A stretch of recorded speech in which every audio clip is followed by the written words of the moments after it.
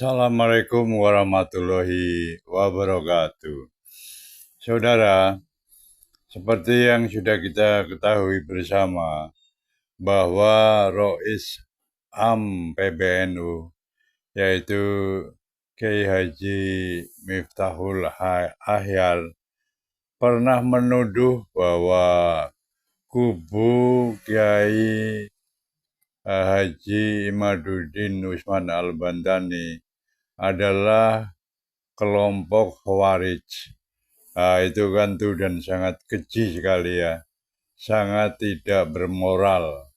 Tuduhan yang asal keluar dari mulutnya. Bayangkan saja saudara-saudara, Khawarij itu kan kaum yang seolah-olah orang Islam ya, berbaju Islam ya, berakidah Islam. Tapi sebetulnya bukan Islam karena tujuan Khawarij adalah mengacak-acak menghancurkan Islam itu sendiri. Nah, yang demikian itu dituduhkan kepada kelompoknya Kiai Haji Imaduddin Usman Al-Bantani. Ini betapa menyakitkan. Dan ternyata pada akhirnya Rois Am Kiai Haji Miftahul Ahyar itu mengakui bahwa dirinya sendiri adalah Rois Awam ya. Rois Awam bukan Rois Am, tapi Rois Awam KW3. Itu keluar dari mulutnya sendiri loh ya, bukan ada yang menuduh, bukan ada yang menuduh, tapi mengakui pengakuannya begitulah. Bahwa saya ini adalah bukan Rois Am, tapi Rois Awam KW3. Nah, jadi tidak usah kita yang menuduh beliau sudah mengakuinya dengan sendirinya. Pantesan karena Rois Awam KW3, ya jelas nggak akan mampu menunaikan tugas-tugas berat dari PBNU ya, sebagai PBNU. Jelas tidak akan mampu. Bahkan cenderung ngawur. Kengawuran itu bisa kita lihat bersama betapa dia menjelek-jelekan teman-teman kita yang berjuang di dalam tubuh NU, malah berangkulan kepada Habib-Habib para imigran Yaman. Ya, ini aneh sekali, lucu. Yang harusnya dibela malah dipecat-pecatin. Ya, yang harusnya tidak ada malah diada-adain tuh. Bayangkan sudah ada 9 Habib yang ada di tubuh PBNU. Ya, ini berbahaya sekali kalau diterus-teruskan. Untuk itu tidak salah kiranya kalau beberapa tokoh NU ya sebagian besar dan Nahdliyin mendesak supaya secepatnya diadakan MLB ya, untuk membersihkan PBNU ini dari benalu-benalu dan duri dalam daging yang menggerogoti PBNU dari dalam.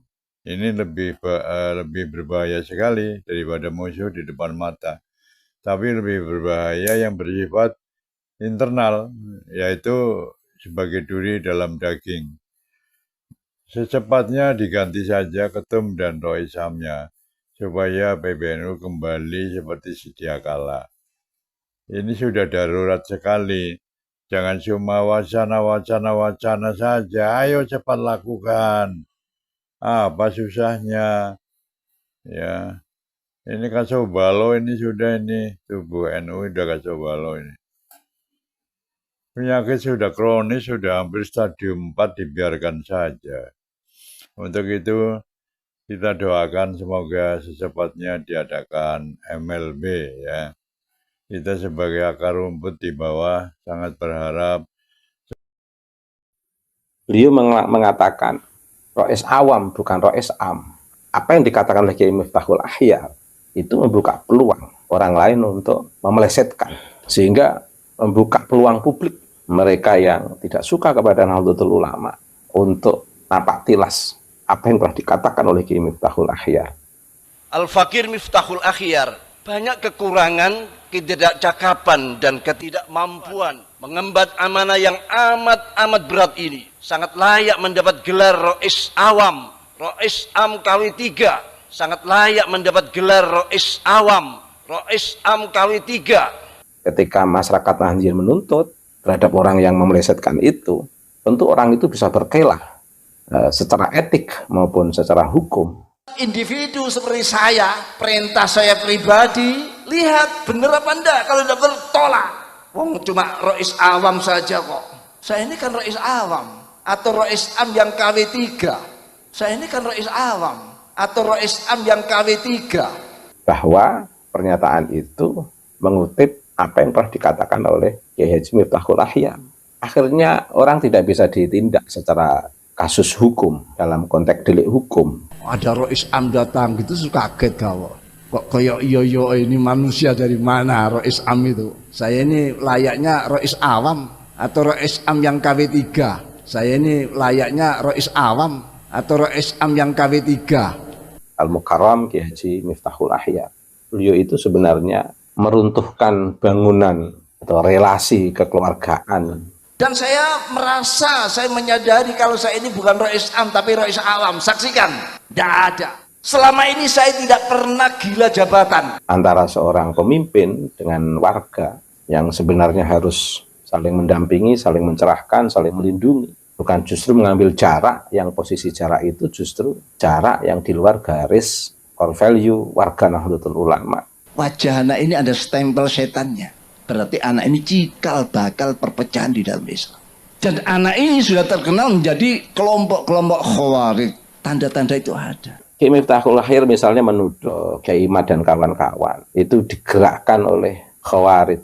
Nauzubillah. Maka ini sudah bagus-bagus malah mau dipisah, mau dipecah.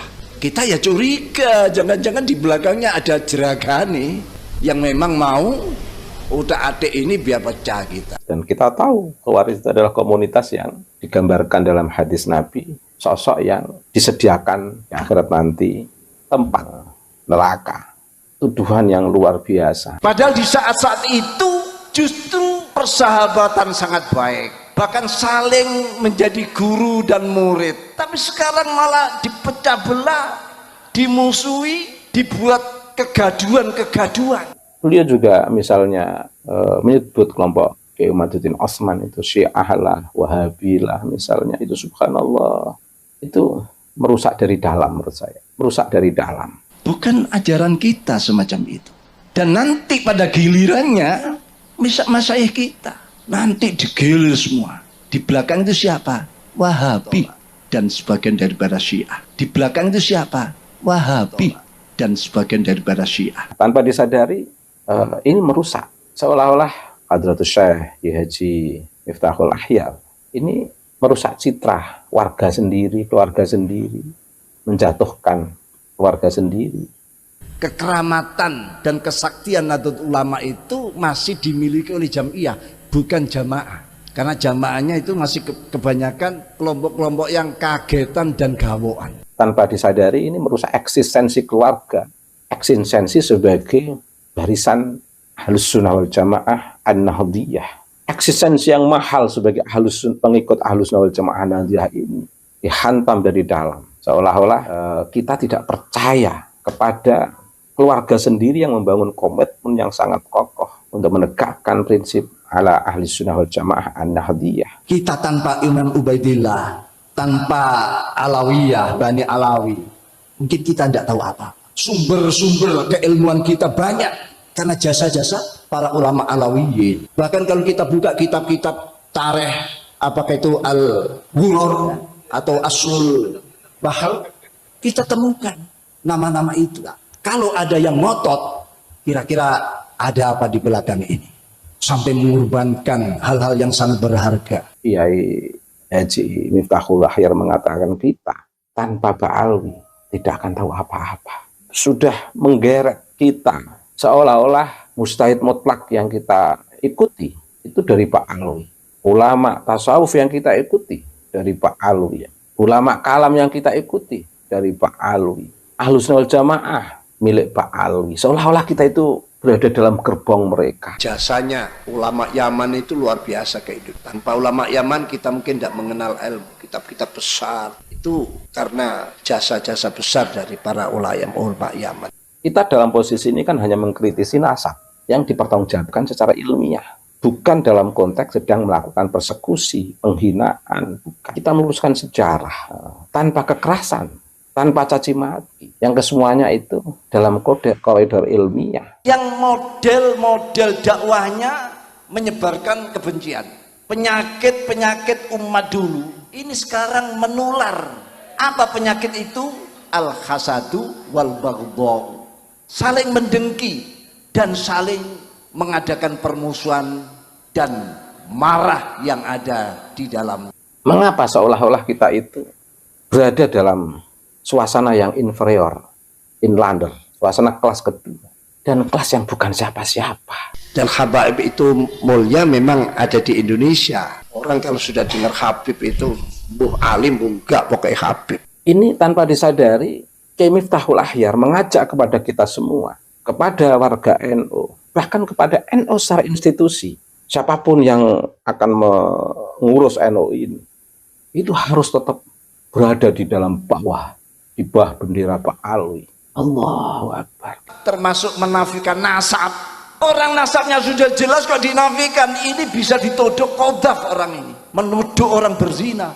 Nah kalau nasab sudah nyambung ratusan tahun tiba-tiba dibohongkan, dianggap palsu dan sebagainya. Ini kodaf, menuduh orang berbuat zina. Di mata saya, dalam perspektif nalar sehat saya, Miftahul Akhyar merendahkan Nahdlatul Ulama. Arwah, cahaya Nahdlatul Ulama ingin dibawa dalam bendera Pak Alwi. Mengobarkan amarah, dakwanya penuh dengan kebencian dan kemarahan. Ini sudah ada tanda-tanda yang seperti itu. Itu bukan sikap Nahdlatul Ulama. Kalau Nahdlatul Ulama dicaci maki orang, justru dimaafkan, diajak mereka, ditunjukkan kebenaran. Nahdlatul Ulama terkenal pemaaf, bukan malah memendam marah kebencian. Karena apa yang disampaikan oleh Kiai Miftahul Akhyar itu juga terpublikasi. Sehingga saya harus menjawab secara publik. Bagaimana menjaga eksistensi Nahdlatul Ulama, warga Nahdlatul Ulama, organisasi Nahdlatul Ulama. Betul-betul sebuah institusi. Assalamualaikum warahmatullahi wabarakatuh. Bismillahirrahmanirrahim. Raditu billahi rabba wa bil islami dina wa bi Muhammadin nabiyya wa rasulah. Rabbi zidni ilma warzuqni fahma wa wassi' fiyya rizqi wa barik li fima razaqtani waj'alni mahbuban fi qulubi ibadika waj'alni wajihan fid dunya wal akhirah wa minal muqarrabin ya katsiran nawal wa ya hasanal fi'al wa ya qa'iman bila zawal wa ya mubdi'am bila misal falakal hamdu wal minnatu wasyarafu ala kulli hal. Ada sesuatu yang di luar dugaan kita, betul-betul di luar dugaan kita,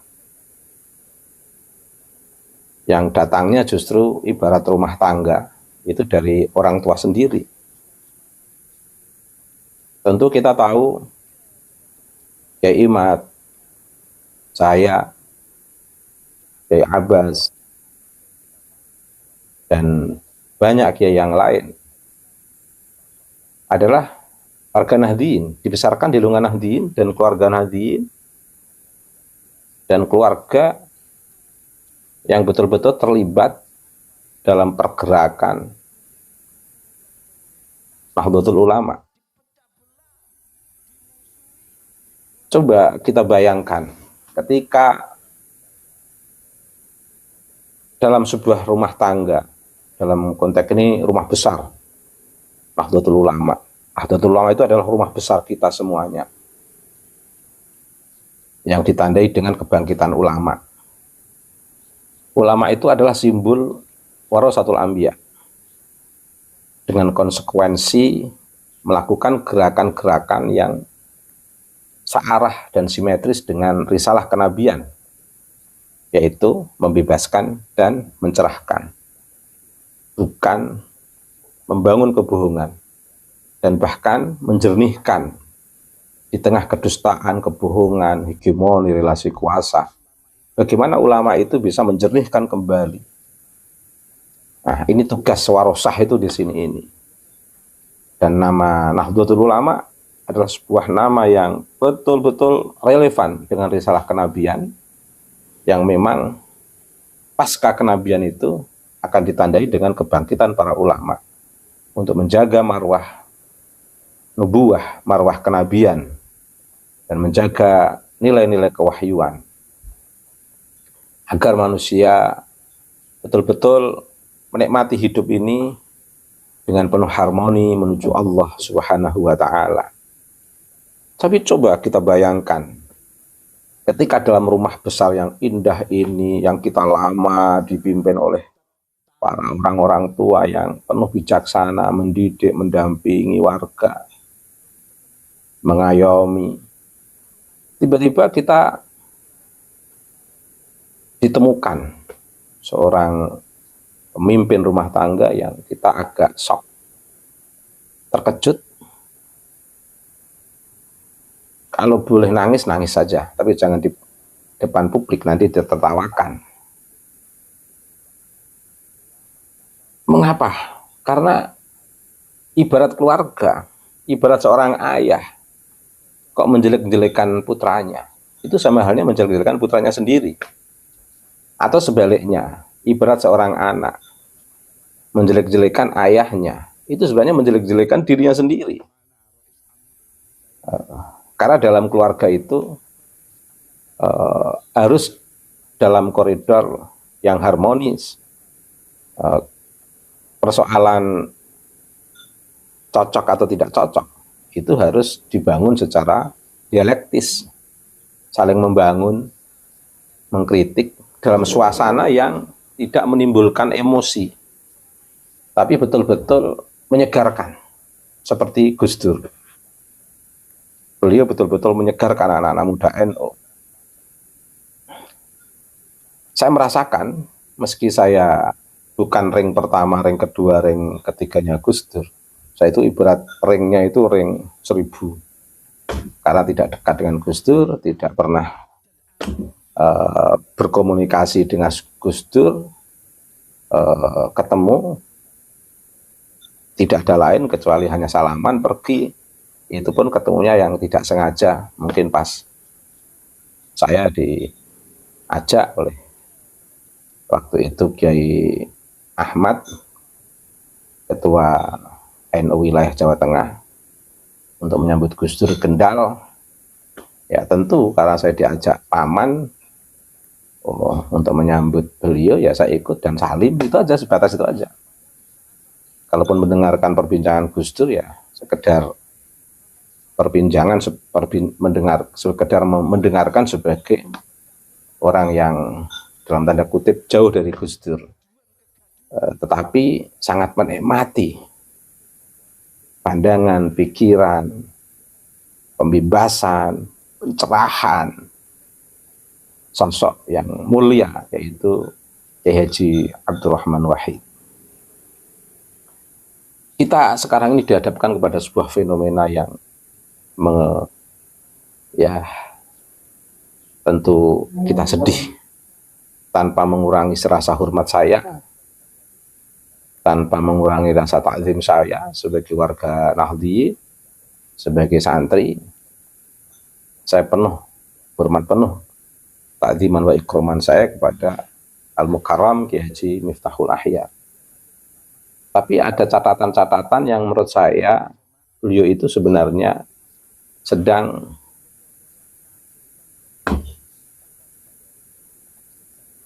istilah saya itu meruntuhkan bangunan atau relasi kekeluargaan antara seorang pemimpin dengan warga, yang sebenarnya harus yasuddu ba'duhum ba'da, saling mendampingi, saling mencerahkan, saling melindungi. bukan justru mengambil jarak yang posisi jarak itu justru jarak yang di luar garis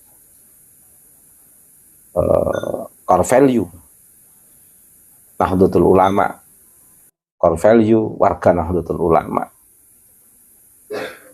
Tanpa disadari itu sebenarnya telah membuka atau merendahkan keluarga sendiri atau bahkan sebuah institusi.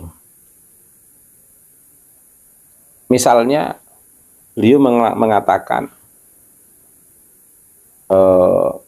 menyebut, meskipun itu dinisbahkan pada beliau sendiri, yaitu menyebut saya ini Rois awam bukan Rois am. Itu sebenarnya beliau sedang, saya tahu niat baik beliau mungkin untuk konteks ingin merendah di hadapan publik, tapi sebenarnya memelesetkan kata Rois am dengan Rois awam dalam institusi Nahdlatul Ulama itu sama halnya membuka peluang orang lain untuk mendapatkan celah memelesetkan kata Rois am di institusi Nahdlatul Ulama untuk kemungkinan orang lain akan memelesetkan dengan mudahnya menjadi Rois awam.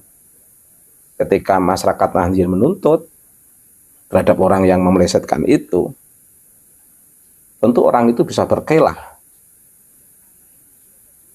secara etik maupun secara hukum bahwa pernyataan itu mengutip apa yang pernah dikatakan oleh Kiai Haji Miftahul Ahyar. Dalam konteks etik, beliau dapat perlindungan karena sudah ada peluang yang dibuka oleh Kiai Miftahul Ahyar untuk menyebut Rois am dengan Rois awam. Secara hukum, akhirnya orang tidak bisa ditindak secara kasus hukum dalam konteks delik hukum. Karena apa? Karena mengutip apa yang pernah dikatakan oleh Kiai Haji Miftahul Ahyar. Jadi ada dasarnya. Sehingga apa yang dikatakan oleh Kiai Miftahul Ahyar, meskipun saya tahu niatnya untuk merendah, menyebut Rois awam dengan Rois, menyebut Rois am dengan memelesetkan ke istilah Rois awam, itu membuka peluang orang lain untuk memelesetkan istilah itu, sehingga membuka peluang publik mereka yang tidak suka kepada Nahdlatul Ulama untuk napak tilas apa yang telah dikatakan oleh Kiai Miftahul Ahyar. Kemudian Kiai Miftahul Ahyar misalnya menuduh Kiai Imad dan kawan-kawan itu digerakkan oleh Khawarij. Nauzubillah, kalau di dalam hati kecil atau teks tujuan itu bisa dipahami dalam konteks nisbat untuk Kiai Imad dan kawan-kawan. Kalau diarahkan ke situ secara hermeneutik, justru tanpa disadari telah menuduh Kiai Imad dan kawan-kawan sebagai Khawarij. Dan kita tahu Khawarij itu adalah komunitas yang digambarkan dalam hadis Nabi, sosok yang